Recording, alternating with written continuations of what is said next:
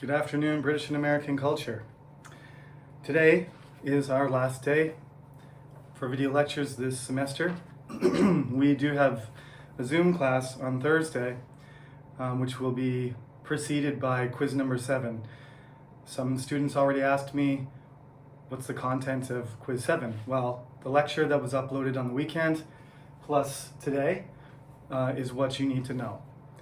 It roughly corresponds to chapter 7. And as usual, since I've done the second and third edition, I've actually never been able to get into chapter 8, so that's not going to be on the exam. I will add a few extra things just to flesh out the 20th century into, what we're dealing with today on Zoom. And that's it. That's it for the content. So this is where our journey is going to end. You won't have to read anything in the textbook that I don't mention on Zoom from chapter 8. Excuse me. I have a bit of a sore throat, so bear with me today. I might have to clear my throat a few times. So here we are. In the textbook, we just finished the section about the neoconservative movement and the new bipartisan consensus. That was 237. We're going to talk about page 239 today, forward. But first I want to talk about American entertainment culture in general. There's a lot of things about American culture that are famous, and perhaps when you looked at the title of this class, you were thinking along those lines.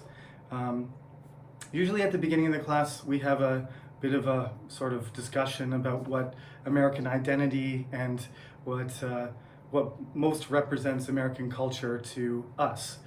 The point of view that people have is going to vary from country to country, from time to time.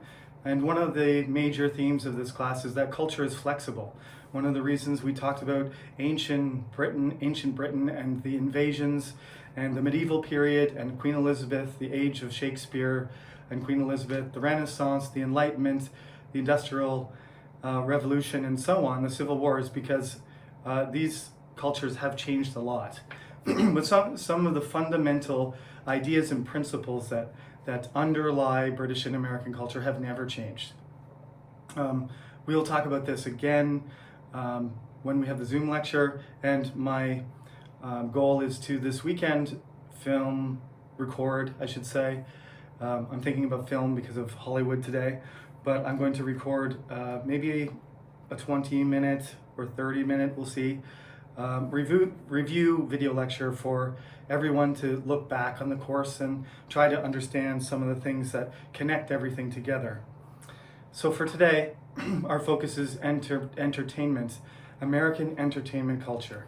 So I'm just going to break it down, as I usually do, into some major factors that have contributed to American entertainment being the most famous in the world. I think we can still agree that whatever you think about America being a great power, America continues to be the greatest entertainer. There's a lot of reasons for that, but I'm going to boil them down to these 4 major factors. So the first one is, in order for any of these entertainment businesses to get going, for them to even move from something that people would do locally, people that would, you play sports with your friends or as exercise, or ancient sports were actually practice for, combat. Some of the Olympic sports is fairly obvious that when you're running and jumping and lifting and wrestling and fighting and throwing spears and heavy objects, you're basically doing training for military combat. But as these two cultures, because to be honest, the American, love of sport and entertainment sort of was a part of, developed in the British culture and sort of took on a life of its own in America, as many things did. So the American version included these new adaptations that were required. The same thing happened in England with certain types of things, that allowed people to move. For example, the railroad again, you couldn't really have a professional team play another city until you had a way to move the team there. So once railroads connected Chicago, New York, Boston, and other cities, you ended up having professional sports leagues form. I am Canadian, and I don't talk about Canada very much in this course for obvious reasons. It's kind of a side topic, but this is just a very good example of how American entertainment is so dominant. Ice hockey is the national sport of Canada, which we started to develop in the late 19th century.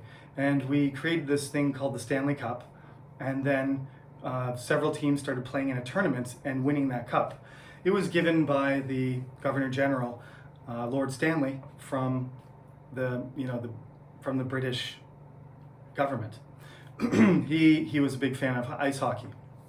When, in 1917, if I'm not mistaken, I should know when the NHL was founded, at the end of World War I, they decided that they were going to create a professional league where teams played a season and then they competed for this cup, and they were paid, not that much, but paid to play. Two of the teams, and this is a Canadian sport, Toronto and Montreal were two of the original teams, and there were only six. We call them the original six.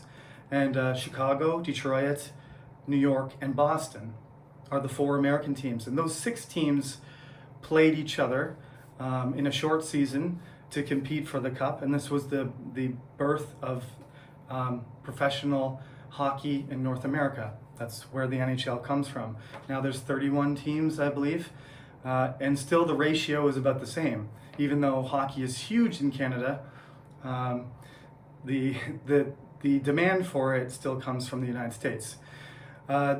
Having these connections between cities and having advances in, for example, if you're not talking about sports, you're talking about singing, you need to record, you need radio technology to broadcast, you need to build these things for sports, you need stadiums for singing and dancing, you need concerts, concert halls, you need to, for movies, be able to develop the technology to just show somebody something that's moving.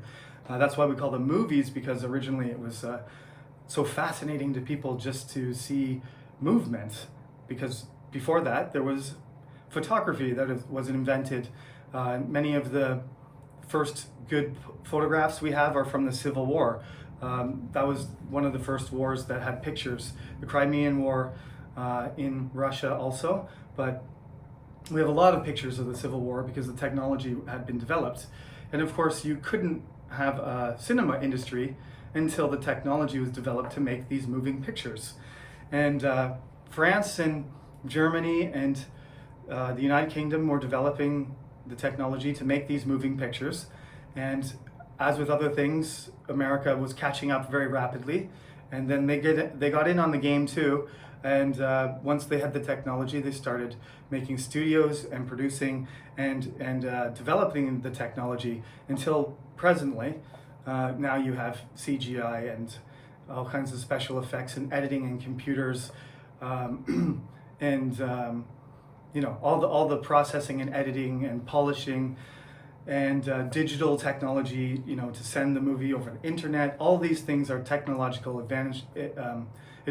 Netflix, these are all part of the whole system, and technology allows that. So one of the fundamental things that has made American cinema and American entertainment so dominant and so widespread, so popular, is the fact that they have the best technology, and they developed the technology early too. So the technology has to be there. Probably the biggest difference between advanced countries that have technology like Canada or China or Korea or France and the United States is that the size is different. The scale of the industry is just on a different level. Canadians play ice hockey, and Koreans play baseball, and they like golfing, and they like, soccer, but they don't have enormous domestic leagues that are so big, so much bigger and so much higher quality, and have such bigger reach that other countries don't really pay attention. But American domestic leagues sometimes are on the same level as the rest of the world combined. Certain sports. There are exceptions to this. India has cricket. India and Pakistan have cricket, and Australia plays rugby and so on. But the major sports, 10 of the biggest sports in the world, the biggest leagues in the world, most of them are American. There are some exceptions like, as you know, the EPL in Britain or the La Liga in Spain. But according to money and audience size, American sports entertainment is the biggest. Hollywood is on a different scale than any other studio or movie, national cinema. This is because it's business. It's big business. It's kind of like tourism, right? There's so many people that invest their money as in all aspects, as players, as spectators, as coaches, as vendors, as for construction. There's these billionaires who own these huge teams that are super valuable. It's it's a business. It's a huge business, and because it's a huge business, it grows every year. And with the coronavirus, you've seen a lot of economic damage around the world. But one of the reasons that the United States has economy has suffered a lot compared to other countries is that it's a very diverse economy. It has lots of different elements to it: finance, manufacturing, technology, research, education, medicine. The American economy is incredibly diverse. There's a big chunk of the American economy that there are billions and billions of dollars going into entertainment. If you lump sports and music and movies, cinema, and you include those three industries and combine them, it's an enormous amount of money. Enormous. We're talking about if it was part of the Canadian economy, it'd be half the economy. It's hundreds of billions of dollars going into different areas of the economy, and the coronavirus has damaged movie goings. You can't physically go to stadiums or sports venues, and you have to, the amount of money that is able to be invested or collected or advertised has shrunk, and this is one of the things that has caused the American economy to suffer in some ways more. Thousands and thousands of people who had their jobs related to sports entertainment or other entertainment, concerts, bookings, all of that stuff was canceled for the most part this year. So you can see how important is the money. I didn't say wealth, right? I'm talking about money here. So it's technology is essential. It's so big and important and influential because it's a business. It's not amateur. It's a professional thing, and there's huge amounts of money being invested and collected and lost, gained and lost by different people. And then, of course, you need to have a developed society and a developed economy, and people have to have enough time, right? People have to be healthy, and they have to have the time to spare to watch, right? Or they have to have enough time maybe to, play the sport. There are poor, people that succeed and become professional athletes, but in a sport like hockey, for example, you need a lot of equipment, you need a lot of money, you need your parents to support you. Some of the best athletes in the world play soccer and basketball because you don't need as much equipment to do it. But in terms of entertainment, you'll see a lot of people rising out of the middle class where they have enough time that their parents are like, okay, you want to be a singer? Let's see how you do. We'll let you pursue your dream, And they have enough money to do that. And they get to have singing lessons, and then they go to competitions and contests. So this is the thing that America allows people to do. This is part of what people believe is one of the greatest things about America, is that you can dream about doing something and it's within your reach.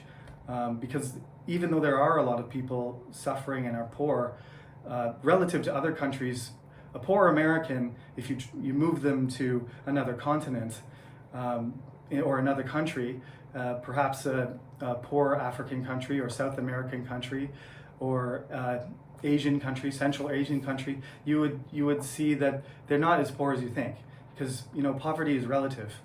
If you have phones and you're allowed to play sports every day and go to school, you may be poor compared to the average person in America, but you're not starving to death. India has millions and millions of what we call abject poor, people who have nothing. They're homeless. I'm not talking about that kind of poverty. So the population in general has enough time to do these things. If they were all struggling to survive, we wouldn't have so many great athletes, that's for sure. Or singers or actors. Because they would be too busy trying to keep themselves alive. And then, of course, the population. It's not just the population of America itself, which is big. It's 320-something million people. It's the fact that it's an urbanized population, so there's concentrations of people, huge concentrations of people. If you take, the Eastern Seaboard and you take Philadelphia, Baltimore, Washington, New York, New Jersey, all of those large cities all sort of clustered together, you get like 75 million people in that area. And when those people want something like entertainment, this is a huge opportunity. Same thing goes for California, down the West Coast, Oakland, San Francisco, San Diego, and Los Angeles, of course. There's very dense populations where you can have professionals, huge stadiums and professional sports venues and concerts and studios, and you can fill them. You can have a game and 75,000 people can watch, or you can do a show and 50,000 people can watch you sing and perform. This is what America's able to do because of its huge population and the density. So our example today, I can't talk about everything. I've mentioned sports and music and now movies, but I'm going to get into movies in particular because it is sort of another way of just looking at American culture, right? How did American culture develop over the American century? Well, I talked about sort of big political, social events that were critical to the transformation of America into what it is in 2020. I chose 3 periods broken up by 2 crises. And today I'm just going to pretend we're only talking about entertainment and that the driving force of this discussion today is Hollywood. And you can see how business and sports and leagues and other parts of American culture also kind of jumped ahead or transitioned sort of at the same time as Hollywood did. So early on, we have 4 periods here: black and white era, classical Hollywood, new Hollywood, and contemporary Hollywood. This is how Hollywood is divided. It's sort of just a convenient way of looking at it, although of course it's not like one year it's this and the next year it's that. It's sort of a gradual change, but I'm going to talk about the major characteristics of each one. And you should by now recognize this is kind of how I teach the class. I talked about the Romans and the major characteristics of the Romans and the Celts and the Danes and the Anglo-Saxons and the Normans. And I told you what happened and their characteristics and how that contributed to British culture. And in a way, I'm doing the same thing with Hollywood. So, black and white first. Black and white movies were silent in the beginning. So there's sort of a subsection of the black and white era called the silent movie, where it's really hard to watch sometimes because it's almost like you're watching and they're doing stuff and then there's some text, not a subtitle at the bottom, but the screen will go black, and then you'll see somebody shouting, be like, and then the screen will go black, and it'll say help, help, but there's no sound. That is incredibly awkward and weird for us, but for them it was just like stuff. They were just focused on, wow, I'm watching somebody move. I mean, they'd never seen a moving picture before, so I don't know, maybe the sound and color and other things would be sensory overload if they had experienced everything at once. If you took them to see Avengers Endgame in 1915, I think one of those, it would be like bringing a caveman into your house. Not to say they're not developed humans or anything, but their head might explode because it's just so much, there's so spectacular, there's so much going on, so much movement and light and sound that they probably wouldn't be able to handle it. It would be sort of a shock. So first there was silent films where they moved and there was text, and then they developed the audio track to go with the movement. So then people were talking. People were when they opened their mouths, instead of movement and then text, there was a simultaneous audio track that went along with it. So mouths would move and words would come out, and you could see a story develop the way that we watch it. They were very short films at that time. None of this 3-hour stuff. It was very expensive, and the technology was brand new. So what you need to remember about that era is that during this era, there was a lot of different smaller studios experimenting, and as they started competing, it was possible that the industry would develop in different areas. But Florida was one possibility, and there was some other states that were trying to develop a movie industry, but for various reasons, these studios became the most competitive ones, relocated to California, and the other areas faded away.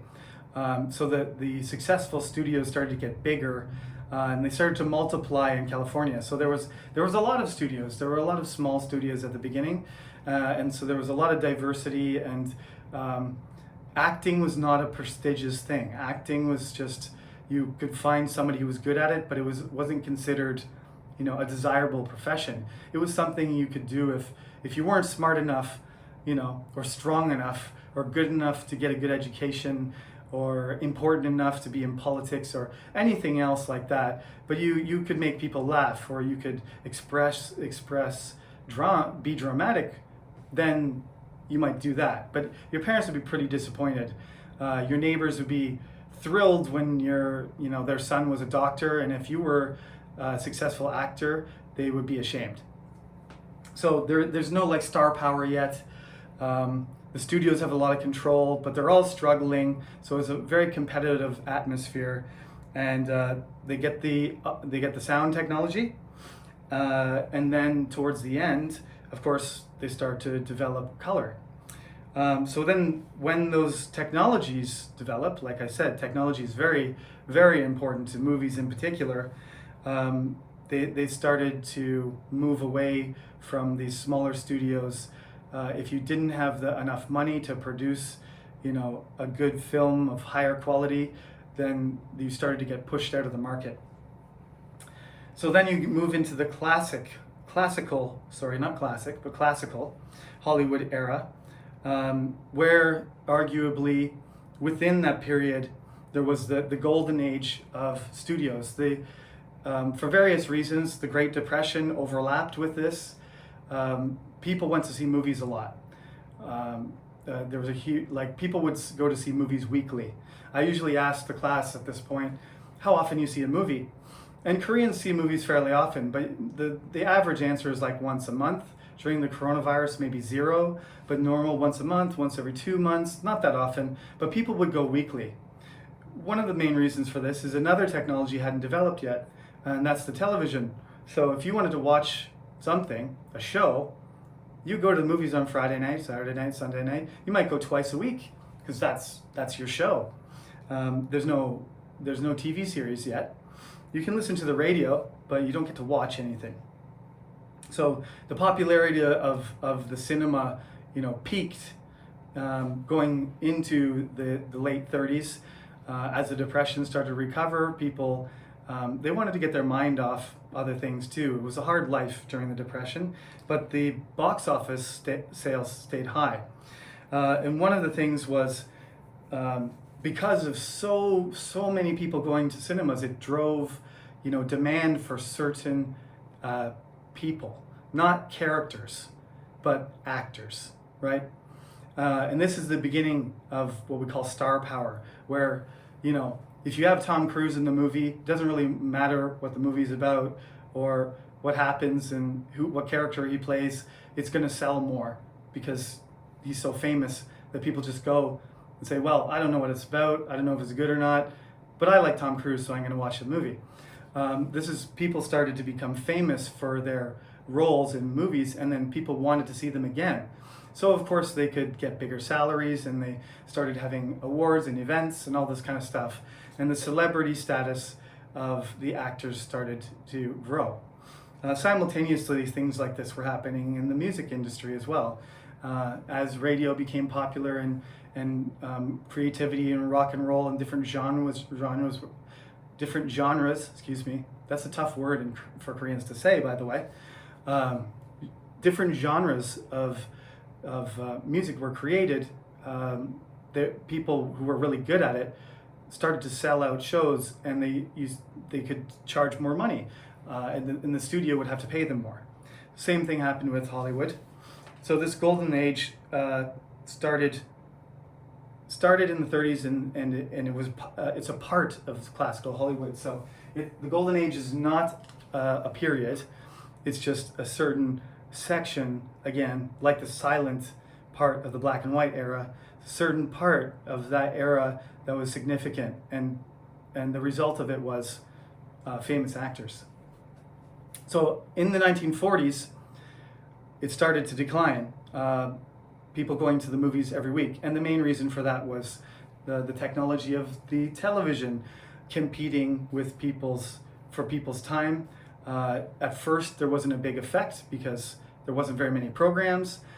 But as TV developed and they had all these different types of shows on, they didn't need to always go to the movies. They still went, but it wasn't a weekly thing anymore. It could be now and again, and they could, you could sit at home in your living room and watch something on your sofa instead of going to the movies. And people made that choice a lot. So the television sort of, as it spread to American homes and millions of them were distributed and television programs developed, the competition weakened the demand for movies. Okay, so like I said, classical Hollywood star power is one of the main characteristics. You have actors getting paid more and demanding more and having more influence than they ever did before. Next, the third period, which roughly corresponds, to the, late 1950s up until when I was born in the early 80s. So about 20 or 25 years. Since the studios sort of struggled to make money or to keep the attention of the audiences, a lot of studios failed. So there was, bigger studios that could keep going, got bigger. They bought out other studios, they combined studios, and the number of studios steadily falling until today, there's only a handful left. And instead of just being Time and Warner, it's Time Warner, and they're combining, and Marvel was a new studio, but Disney grabbed that as soon as it could and bought it out for billions of dollars, and now Marvel is now part of the Disney studio. So this is what happened in the New Hollywood era. Studios started to combine and get larger, and some of them failed and went bankrupt. And so they really needed good movies. And perhaps that's why directors started to be more important too. There, of course, was many famous directors before that, but in this period, there's just the artistic, creative class of directors that start to have a lot of creative control. And instead of the studios saying, I want you to do this, I want you to do this, basically these directors get important enough that they're kind of dictating to the studio what they want to do. Alfred Hitchcock goes back right into the black and white era, but he was one of those individuals who he was just so influential that he just needed to find a studio and say, I want to do this. And they would say, Alfred Hitchcock, you do what you want. You'll make us money. You do what you do. Steven Spielberg, still making movies. George Lucas. These are later, much more recent. Stanley Kubrick. There's a huge list of them, but and they're all over the last 100 years.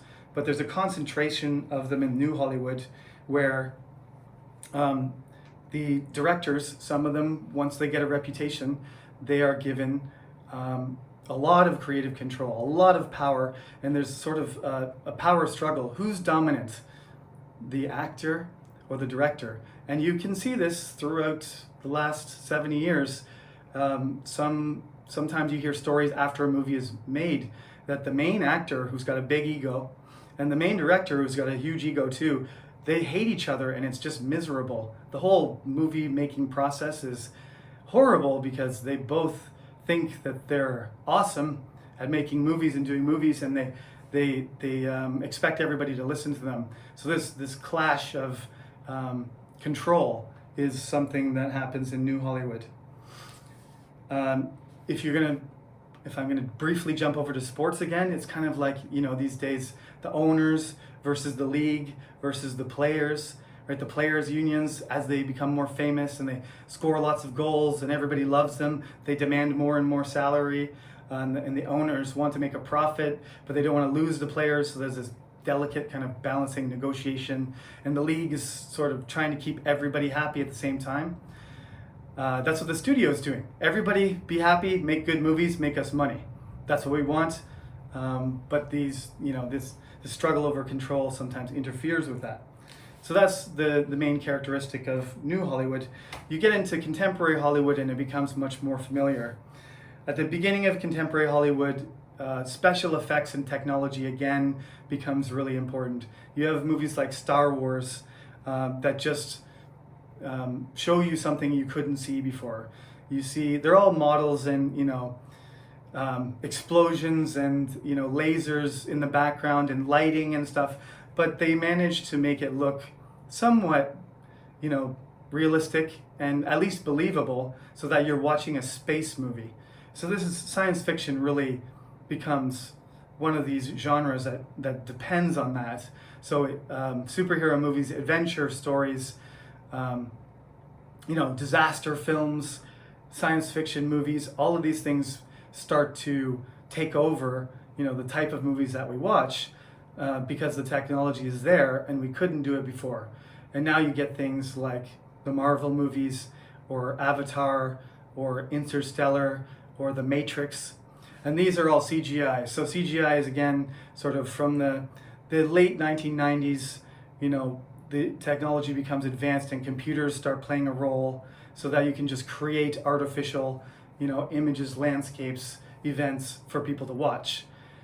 And we still haven't come up with a new name, but I think we're almost in digital Hollywood now.